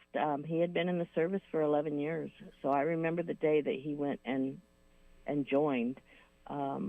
My second hero is my veteran son, his brother, Specialist Coy Bullock, and he was actually, he requested when Chris was a recruiter, he requested to be able to go back to New Jersey and let his brother recruit him. So. What a great story there. That's Teresa Bullock, and some of what you will hear when she speaks on Saturday morning as the guest speaker at the Wreaths Across America ceremony. Mount Angeles Cemetery. Be there before 8:55 on Saturday to take part in the wreath laying that's being done there as part of National Wreaths Day. That'll do it for our program. We will check in with the news next. December is a great month loaded with festivities, and it's a great month to buy cars. On December 21st, I jump for joy because it starts staying lighter later. Why don't you take advantage of the longer days and stop by Wilder Auto for our huge year-end clearance? There's no better time to be in the market, and with acres of inventory and the Wilder Advantage, well, why would you go anywhere else? So stop by and check us out, or 24/7 at wilderauto.com.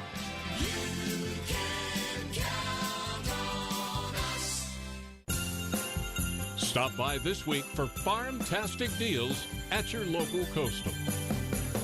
Coastal Farm and Ranch, just what your holidays need. From Wednesday, December 11th through Tuesday, December 17th, it's ho, ho, ho, and a bale full of fun with $100 off the Coleman Power Sports B200 mini bike. Plus, find amazing value in our tool department. Save $90 off the Milwaukee 3/8-inch 56-piece ratchet and socket set, and save $150 off the Milwaukee half-inch impact wrench kit.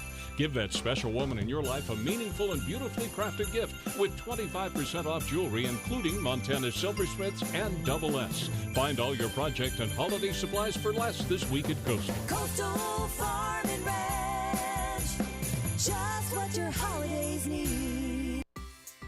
Happy holidays from Peninsula Bottling in Port Angeles, your local Pepsi distributor. Peninsula Bottling would like to wish everyone a beautiful and peaceful holiday season. Be safe and take time to be thankful for the good people in our lives. 'Tis the season of giving, and Peninsula Bottling will continue to give you the best service they can offer by keeping your convenience store shelves stocked. Happy holidays again from Peninsula Bottling, your local Pepsi distributor. We're the talk of the peninsula. Newsradio KONP, Port Angeles Squim. From ABC News, I'm Lindsay Davis, anchor of Prime, streaming weeknights on ABC News Live. Today, President Biden said he's pardoning 39 people convicted of nonviolent crimes and commuting the sentences of nearly 1,500 others who are on home confinement. Less than 2 weeks ago, President Biden took the move to grant that sweeping pardon to his son, Hunter Biden. We've also been learning from sources that President Biden and his senior aides are considering issuing these preemptive pardons to people who they fear could be targeted by the incoming Trump administration. ABC senior White House correspondent Selena Wang. President-elect Trump today celebrated being named Time Magazine's Person of the Year. The incoming White House press secretary also confirms the president-elect has invited China's leader to attend his inauguration.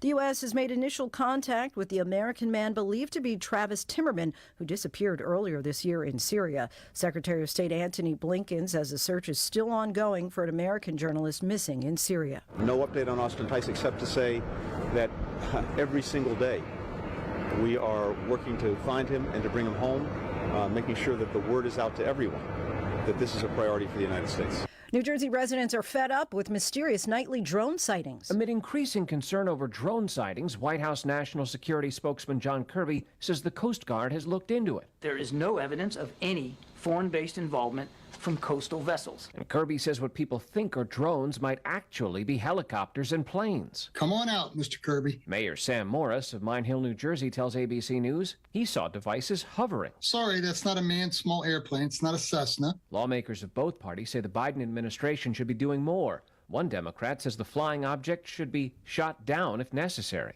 Stephen Portnoy, ABC News, Washington. Stocks down today following stubborn inflation numbers. Year-to-year wholesale inflation at 3%. You're listening to ABC News. I juggle a lot.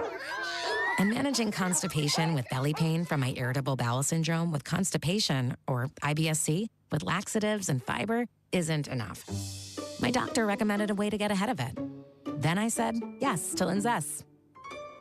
Linzess linaclotide is a prescription medicine that treats IBS-C in adults. It's not a laxative. It's a once-daily pill that helps you get ahead of your symptoms. It's proven to help you have more frequent and complete bowel movements and helps relieve overall abdominal symptoms, belly pain, discomfort, and bloating. These symptoms were studied in combination, not individually. Do not give Linzess to children less than 2. It may harm them. Do not take Linzess if you have a bowel blockage. Get immediate help if you develop unusual or severe stomach pain, especially with bloody or black stools. The most common side effect is diarrhea, sometimes severe. If it's severe, stop taking Linzess and call your doctor right away. Other side effects include gas, stomach area pain, and swelling.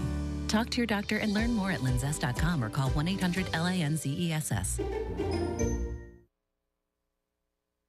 I'm Lindsay Davis. For the latest on today's headlines, be sure to watch Prime tonight, starting at 7 Eastern on ABC News Live. Now with more news, here's Michelle Franzen. New York City's Mayor Eric Adams met with President-elect Trump's incoming border czar, Tom Homan, today. Adams says he plans to use executive orders to assist in the deportations of undocumented migrants, he says, who have repeatedly committed violent crimes. Adams and members and former members of his staff remain under federal investigation in a corruption case.